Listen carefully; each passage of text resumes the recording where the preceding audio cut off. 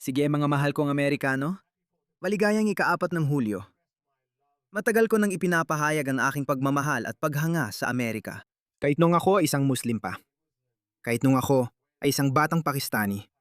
Gusto ko talagang pumunta sa Amerika. At pwede sana akong maging Amerikano nung 2003.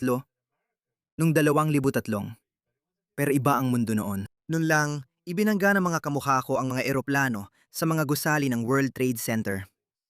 Kaya naiintindihan ko na ibang-iba ang mundo noon. At bilang isang batang Muslim na Pakistani, hindi ako nabigyan ng student visa. Pero tinanggap naman ako ng Australia. Kaya naging mamamayan ako ng Australia. At nanatiling tapat sa Australia. Dahil kanduraning bansa ang Australia at humahanga ako sa sibilisasyong kanduranin, mahal at hinahangaan ko ang Estados Unidos, UK, Canada, New Zealand, lahat ng bansang Anglosphere, pati na ang iba pang bansang nasa kanlurang Europa.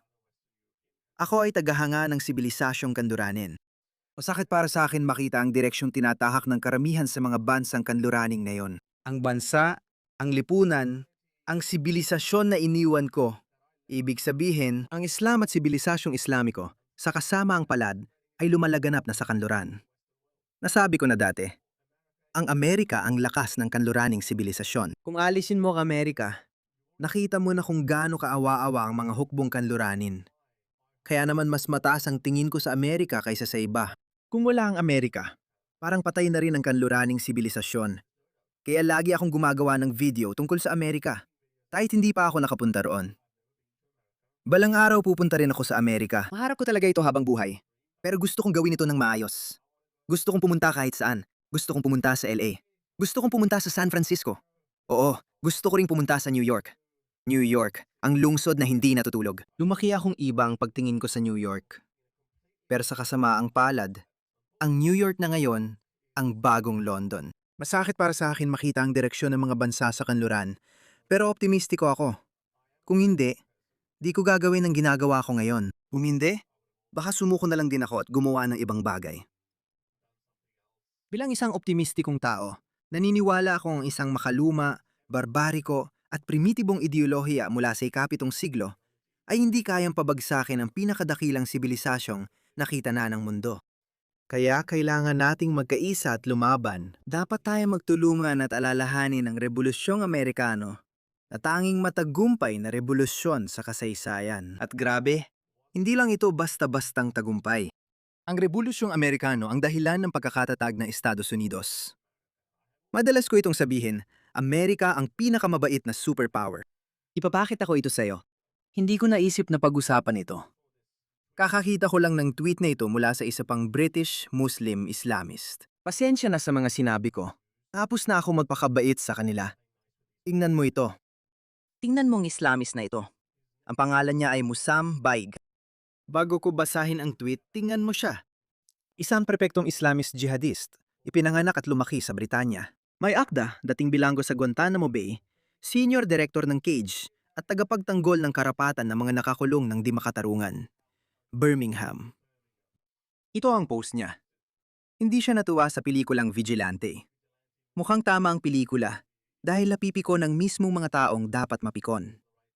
Tingnan mo ang kanyang comparison. Isipin mo ang isang pelikula tungkol sa mga resistance fighter na gumaganti laban sa mga sundalong British at Amerikano na nanggahasa at pumatay ng 10,000 sa loob ng 2 dekada ng pananakop sa Iraq at Afghanistan. Mas mababa sa 50 kaso ng panggagahasa ng US forces sa Iraq ang naiulat. Wala akong alam na kaso sa Afghanistan, kaya siguro sinabi nilang 50. Sa tingin ko, mga 10 o 15 lang talaga. Lahat naman ay pinarusahan ng naayon. Ganyan ang disiplina ng mga puwersang Amerikano, kaya Amerika ang pinakamabait na superpower. Sa tingin mo ba palalayain ng kahit anong superpower, pati British Empire, ang taong dating bilanggo sa Guantanamo Bay? Kailangan ko pa bang ipaalala kung paano tratuhin ng mga Muslim ang mga sundalong kalaban? Hindi ko nga ito pwedeng pag-usapan nang hindi na de-demonetize ang video. Tingnan mo kung gaano kaawa ang kanyang pangatwiran. Ikinukumpara niya ang isang vigilante na pumapatay ng libo-libo, 10,000 kaso ng panggagahasa na ginagawa ng kanyang mga kapwa sa buong Europa. Sige, hindi maiiwasan ang dami ng datos at walang makakaiwas dito. Naiinis at napapagod na ako sa paulit-ulit na pagpapakita ng estadistikang ito sa inyo. Pero kailangan ko pa rin gawin ito sa kasamaang palad Dahil malinaw na marami sa inyo ang makakapanood nito sa unang pagkakataon. Hayaan ninyong ibahagi ko kung anong nangyari sa Alemanya lang. Sige, hindi naman naiiba ang sitwasyon sa iba pang bansa sa Europa. Tingnan ninyo ito. Ang 12% ng dayuhan sa Alemanya ay sangkot sa 67% ng gang rape. At kung susuriin mo pa ito, hindi sila mga dayuhan mula sa Switzerland o Austria o Britain o France o Sweden o Norway. Sila ang mga karaniwang pinaghihinalaan. Tingnan ninyo sila. Sa 12% mababa sa 2% ang Afgan at Aprikano, pero responsabali sila sa 34% ng lahat ng gang rape sa mga babaeng Aleman. Ang laki ng bilang ay sapat na para ikahiyan ng lahat. Hindi dapat magsalita ng kahit isang salita tungkol sa rasismo o pagkilos ng vigilante ang mga taong ito. Narito ang nangungunang 10 pinakamataas na porsyento ng mga suspect sa sexual na paglabag sa bata sa Alemanya. Afghanistan, 6.8. Algeria, 4.7. Guinea, 4.4. Pakistan, 4.1. Gambia, 3.8. Iraq, Lebanon, Somalia, Syria, Tunisia. Walang Europeo o taga-kanluran sa kanila. Lahat sila'y nagmakaawa at lumuhod. Pakiusap na papasukin mo ako. May digmaan sa amin. Pinapatay ako ng mga kababayan ko. Pakiusap, payagan mo akong tumira sa Europa. Pag pinapasok mo sila, naaawa ka. Ganito sila tumugon. Sa Alemanya pa lang ito. Kaya ay kinukumpara niya yon na isang lehitimong bilang sa isang bagay na halos hindi naman nangyari. Tulad ng nabanggit ko, wala pang 50 kaso ng panggagahasa ng US o Amerikanong sundalo sa Iraq ang naiulat. At lahat ay mahigpit na pinarusahan. Kaya sumagot ako sa kanya. Sinabi ko na mas mababa sa 50 kaso ng panggagahasa ang naiulat na ginawa ng US sa Iraq at Afghanistan. Idinagdag ko lang Afghanistan. Sa tingin ko, wala namang ganong kaso. Pero pinarusahan sila ng aayon. Narito ang mahalagang pagkakaiba. Sinakop ng US ang inyong mga bansang mahihina at kaawa-awa. Hindi ninyo sinakop ang Britain o Europa. Nakiusap at nilunok ninyo ang pride ninyo. Nakiusap kayong makapunta sa Europa o Britain bilang mga migranteng pang-ekonomiya o mga naghahanap na asylum. At kahit anong superpower, kahit ang British Empire, papatayin nila siya dahil isa siyang mandirigmang kaaway. Pero ang US, ang Estados Unidos, ang pinakamabait na superpower sa kasaysayan ng tao, ang nagpalaya sa inyo. Pinalaya kayo nito. Alam mo, itong dahilan kung bakit naniniwala talaga ako na ang mga superpower ay kailangan medyo brutal, medyo walang awa. Ito ang dahilan kung bakit espesyal ang Amerika. Malaki ang respeto ko sa Britanya at Imperyong Britaniko.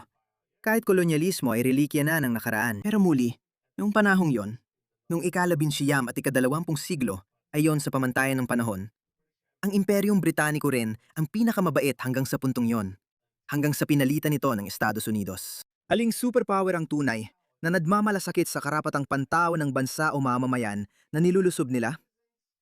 Wala ni isa. Limutin mo na ang mga superpower. Kung titingnan mo ang mundo ng mga Muslim, tingnan mo kung ano ang ginagawa nila sa isa't isa. Wala nang saysay sabihin pa sa kanila ang kadakilaan ng Amerika. Dahil palagay ko, tapos na ang panahon ng debatat. Kahit anong gawin mo, kahit gaano ka pa magkompromiso sa mga pinapahalagahan mo, para lang pagbigyan ang mga taong ito, hindi sila masisiyahan. Hindi sila titigil hanggat hindi nila nakukuha ang kapangyarihan.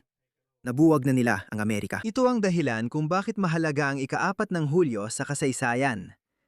Alalahanin natin ang mga nagtatag ng Amerika. Siguro noon, hindi rin nila alam. Hindi ako eksperto sa kasaysayan ng Amerika. Pero sapat na ang nabasa ko tungkol sa kasaysayan ng Amerika. Napanood ko na ang maraming dokumentaryo at pelikula tungkol sa kasaysayan ng Amerika. Kaya kumpiyansa kung espesyal talaga ang mga ama ng bayan nila. Nagkaroon ng Rebolusyong Bolshevik noong ika-20 siglo. Nagkaroon ng Rebolusyong Pranses. Alam natin kung paano nagtapos ang mga ito.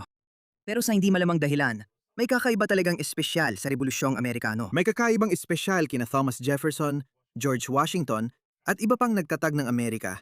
Kaya naging pinakamakapangyarihang bansa ito sa kasaysayan. At mayroon tayong mga ganitong tao ngayon. Ang video ni Ma'am Dani ay kumakalat na yon, kung saan binababa niya ang kadakilaan ng Amerika sa pamamagitan ng pilit na ipinapantay ang sarili niya at ang iba pang katulad niya. Naging pinakamakapangyarihang bansa sa kasaysayan ng sangkatauhan ng Amerika dahil sa mga prinsipyong itinatag ng mga nagtatag nito, hindi dahil sa mga sumunod na tao. Tingnan mo ito. Alalahanin ng Amerika at ang mga saligang pagpapahalaga nito. Bawat isa sa inyo ay may natatanging kapangyarihan. Ang kapangyarihang tukuyin kung ano ang ibig sabihin ng Amerika. Sasabihin niya sa atin kung anong ibig sabihin ng Amerika. Alam na nung makapangyarihan ang sagot. Para sa kanila, ang Amerika ay lugar ng kataas-taasan na iilan lang ang malaya. Ilan lang napili. Ang Amerika ay daan-daang taon ng mas maunlad kaysa iba. Ang Amerika ay isa sa unang bansang nagpakilala ng demokrasya sa mundo. At pagkatapos ay pinalawak nila ito sa ibang tao. At pagkatapos ay pinalawak pa nila ito sa natitirang bahagi ng kanilang populasyon. At sinasabi niya, iilan lang ang pinili. Dahil sa mga Amerikanong halaga at prinsipyo, nagkaroon ka ng posisyon sa gobyerno bilang isang walang utang na loob na migranteng tulad mo. Pero sinasabi mo pa ring, iilan lang ang napili. Hindi lahat pantay-pantay. Sa Amerika, ayon sa kanila, mas nababawasan ng Amerika habang mas marami itong tinatanggap na tao. Walang bansa o lipunan ang mabubuhay kung tatanggap sila ng mga taong labag sa kanilang pangunahing halaga. Ibig sabihin, ang mga Muslim na ito. Gusto pa niyang tanggapin ang mga ito, nakakagulat. At sa kasamaang palad, sa mga panahong ito, hindi natin ito inuulit ng sapat o hindi natin matibay sa isipan ang konsepto ng akida na hindi dumating ang Islam para makisama lang. Sila mismo ang nagsabi na hindi sila pumunta rito para makisama lang. Pinapahiya at nililito ng taksil na si Ma'am Dani ang mga Amerikano dahil hindi raw pantay ang trato nila sa mga taong ito. Hindi sila kapantay. Kailangan silang ipadeport ng walang awa. At mangyayari yan dahil kahit gaano pa subukan ng mga tagapagsalita ng Muslim Brotherhood tulad niya na lituhin ang mga katutubo, mauubos din ang pasensya ng mga Amerikano. Sasabihin nila na ang Amerika ay para lang sa may tamang punto o kulay ng balat. Kalokohan. Hindi ba kasinungalingan yan? Uulitin ko, hindi pagmamayari ng mga taong ito ang Amerika. Gusto niyang magpatupad ng Muslim ban.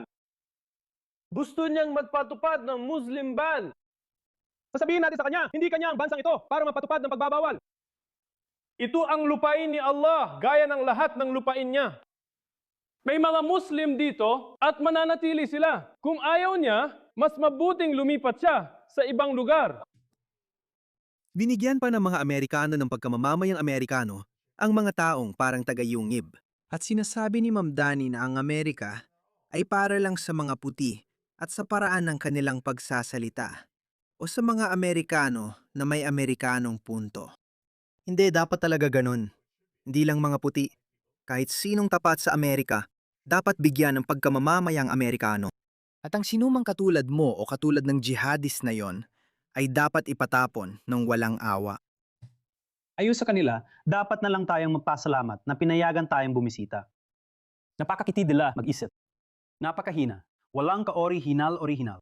Hindi, sa tingin ko, hindi ka nga dapat payagang bumisita. Nagbabago na ang panahon at dapat lang ito mangyari. Dapat maging lubhang agresibo ang mga Amerikano sa pagtatanggol ng kanilang pinahahalagahan. Kung hindi, magiging gaya kayo ng Europa. Ganito ang sitwasyon sa kalsada ng Europa. Hindi titigil ang mga taong ito. Sa isang kahon. Sa mga kalsada ng Europa, binubugbog ng mga gang ng Muslim ang mga lokal. Hindi sila bumabagal o umaamin ng mali. Patuloy ka pa rin nilang ginagaslight. Kaya siyang pangunahing manlilinlang. Sa ating nakaraan, ang mga namuno gamit ang pagbubukod at paghihiwal ay naghangad ng kapangyarihan at pagyaman sa pamamagitan ng paglalaban-laban sa atin. Pare-parehong lumang kalokohang retorika ng paglalaban-laban sa atin. Hindi lang nila ginawa yun ng sapat. Hindi yun ginawa ng Amerika ng sapat. Ang Amerika sa aking palagay ay padalos-dalos. Ay nag-angkat ng mga tao mula sa iba't ibang panig ng mundo.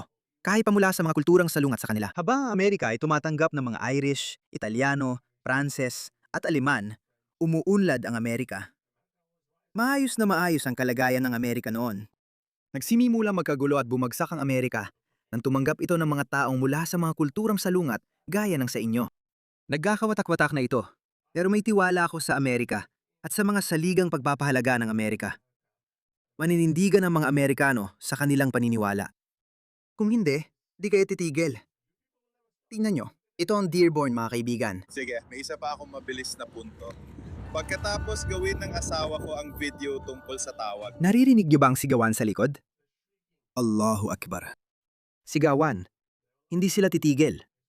Para sa mga Amerikano, ayos lang sabihing wala kayong lugar dito. Ayokong mainip kayo sa natitirang talumpati niya. Hindi titigil ang mga taong ito. Kahit anong gawin mo sa kanila, Kahit gaano ka pa magkompromiso sa mga pinaniniwalaan mo, para lang pagbigyan sila, hindi sila titigil. Gagawin nila dito ang ginawa nila sa Europa. Gagawin din nila sa inyo ito dahil nasa manifesto nila at paniniwala nila. Hindi sila titigil. Tingnan ninyo, ang Hapon, na napakaunlad noon, ginagawa rin nila ito sa Japan. Ginagawa din nila yan sa Japan at nagsasawa na ang mga Hapon. Sa bawat bansang puntahan nila, sinusubukan nilang sakupin dahil bahagi ng paniniwala nilang ipalaganap ang Islam. Tingnan ninyo, hindi sila titigil. Hindi sila titigil mga kaibigan. Patuloy silang sasalakay sa inyo at hindi magpapahinga hanggang sumuko ang mundo sa Islam. Wala na akong sasabihin pa.